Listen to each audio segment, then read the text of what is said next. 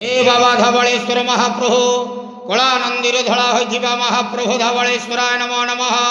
दीपम यदि परम ब्रह्म दीपम यदि जनार्दन दीप हरत मे पापो पूजा दीप नमस्तुते। बाबा धवलेश्वर महाप्रभु संसार सुखी रखंतु।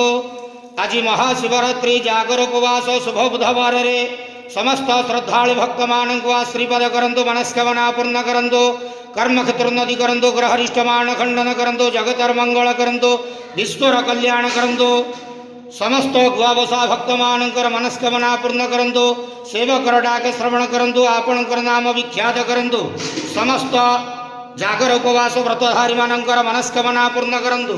हे बाबा धवलेश्वराय नमो नमः। संसार सुखी रखंतु नंदे गवार हरि बोलो। आज महाशिवरात्रि जागर उपवास रे समस्त भक्त मान को आश्रीपद करंतु नंदे गवार हरि बोलो। बाबा धवलेश्वराय नमो नमः।